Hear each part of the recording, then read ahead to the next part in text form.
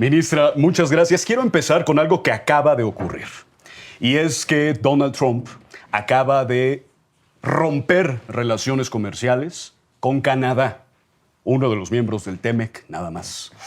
Y en este tipo de situaciones, a mí lo primero que me saltó fue la vez que hablamos hace un año. Y usted me decía, Donald Trump le tenía mucho respeto a López Obrador. ¿Cómo es que ve esta situación ahora con Claudia Sheinbaum, la primera mujer presidenta? Yo creo que el presidente Donald Trump, pues es un presidente muy distinto a lo que estamos acostumbrados, sin duda alguna. Ok. Pero tiene su manera de ser y su manera de negociar y su manera de atender los problemas de su propio país y del mundo. Sí.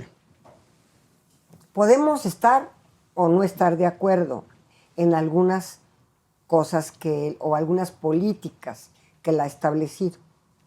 Sin embargo, aun cuando pudiéramos no estar de acuerdo con él, es una gente brillante, es una gente que sabe a dónde va y qué quiere, y hasta dónde va a estirar la liga, porque sus negociaciones son estirando al máximo la liga en la relación.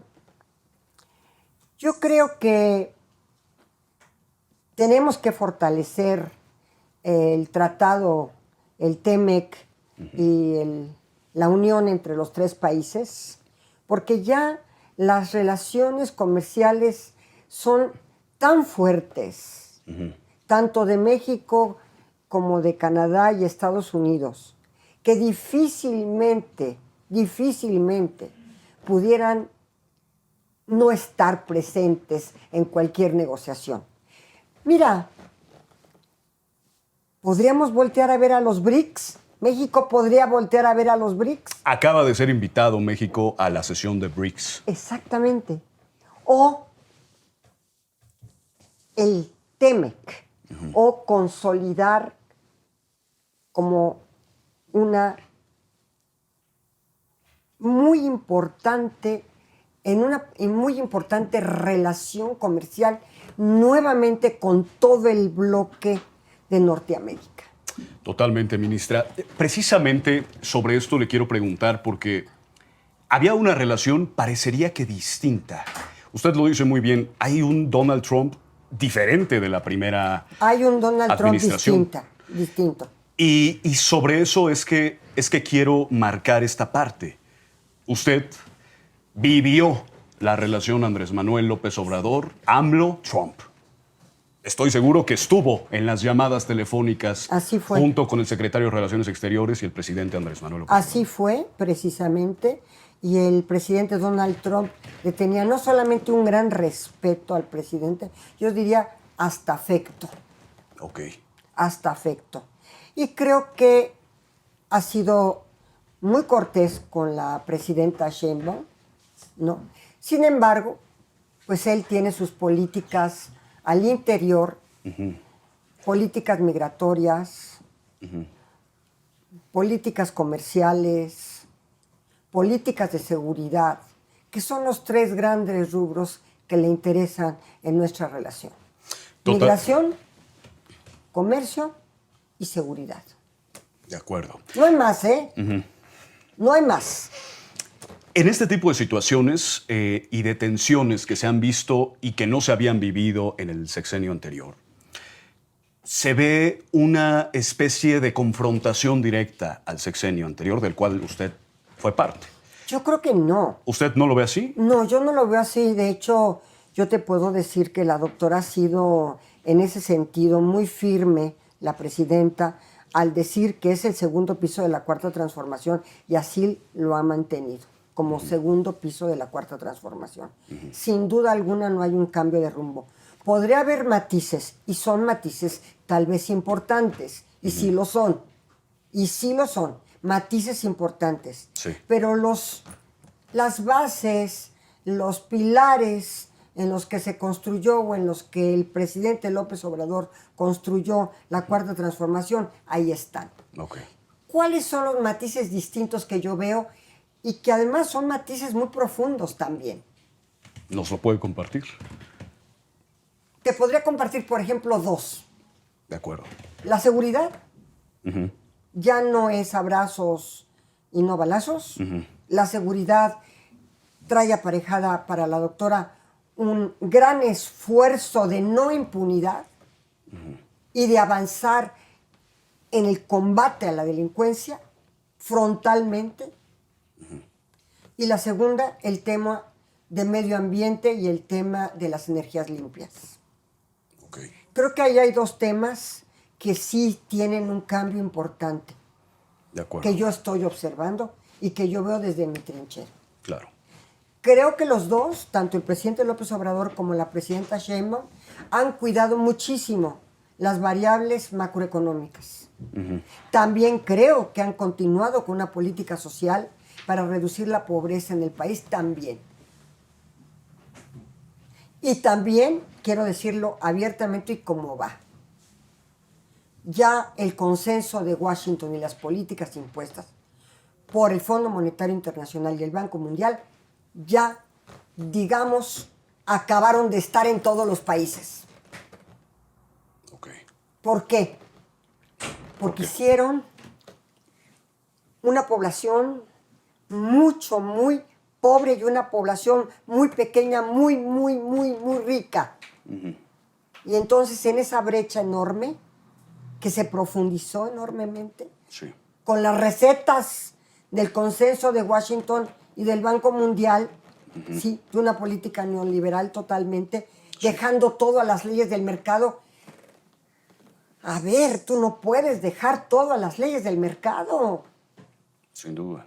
Tienes que, como Estado, retomar esa rectoría en temas sumamente estratégicos y sensibles, como es la seguridad, como son las variables macroeconómicas, como son los programas sociales, como son precisamente la atención a que los trabajadores tengan salarios dignos. Imagínate que nos vendían la idea durante 30 años de que si aumentaban los salarios íbamos a tener índices de inflación que no podíamos controlar. ¡Mentira!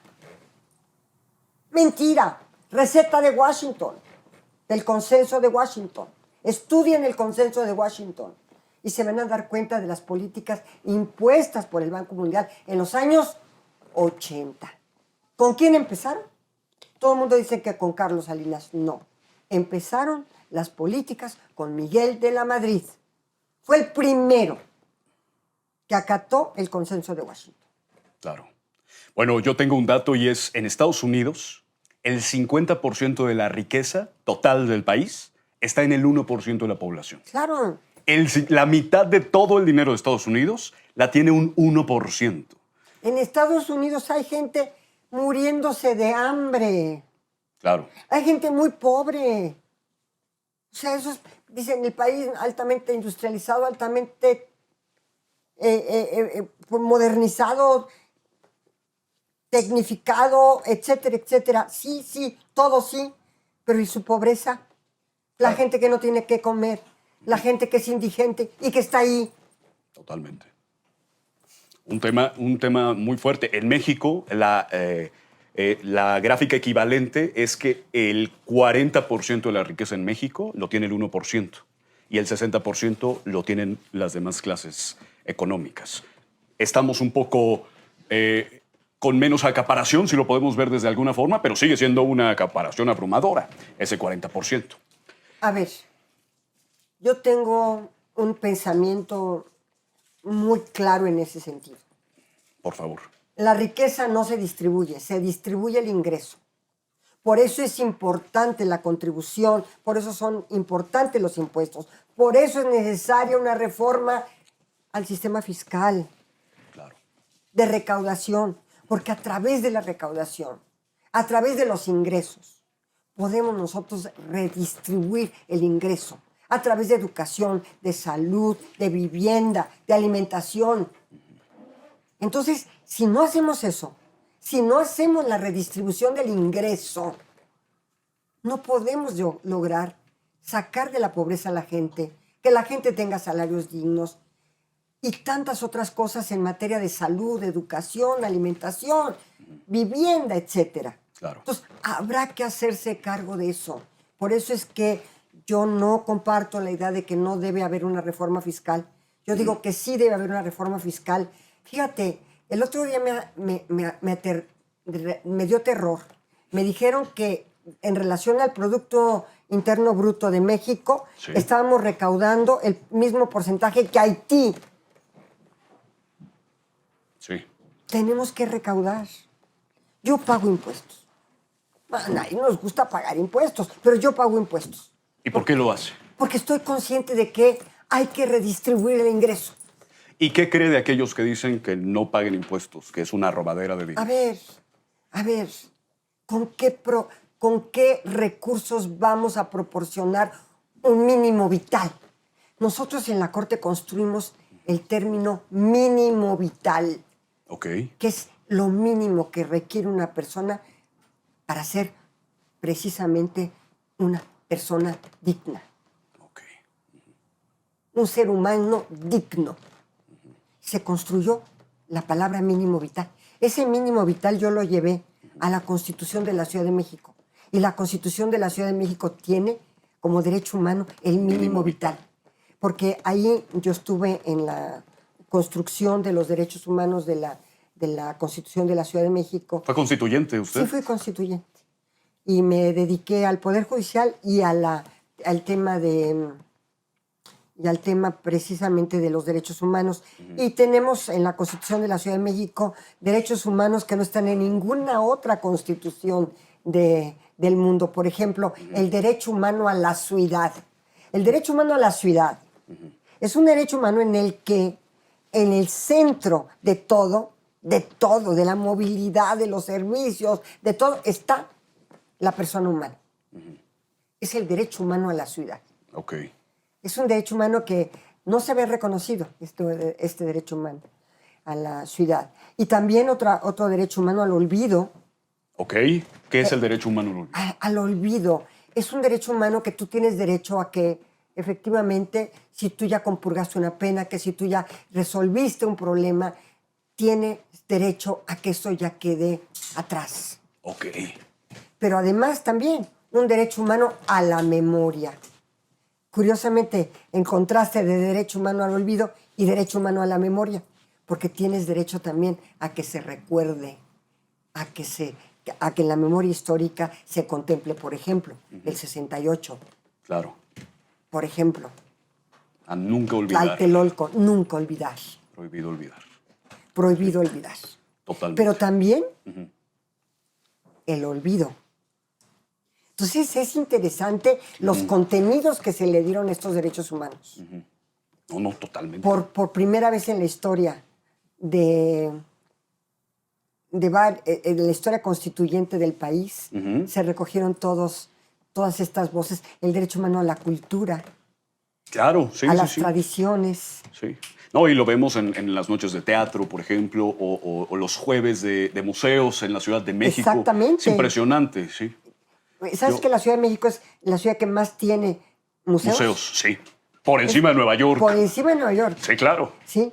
Entonces, todo esto, el derecho humano, por ejemplo, a la identidad racial, a la identidad étnica, Sí. a la identidad de género, a la identidad de adulto mayor. Claro. Sí, una ciudad... Bueno, es la frase de Claudia Sheinbaum cuando era jefa de gobierno es ciudad innovadora y de derechos. Exactamente, y ahí fue Ajá. donde se empezó a aplicar ya La Constitución. la Constitución, que la terminamos el 5 de febrero de 2017, a Claro. 100 años de la Constitución federal. Qué interesante. Esos datos no los conocía, pero justo Sí, el 5 de febrero. 5 de febrero. Alejandro Encinas fue el presidente de la Asamblea Constituyente. Y entonces yo le dije, ay, Alejandro, no vamos a terminar esta Constitución porque pues, empezamos en junio, julio del 16 Ok. y terminamos el 5 de febrero de 2017, se promulgó y publicó la Constitución de la Ciudad de México. En 7 meses. 8 meses. No, hombre. Ministra, quiero regresar un poco porque acaba de decir una frase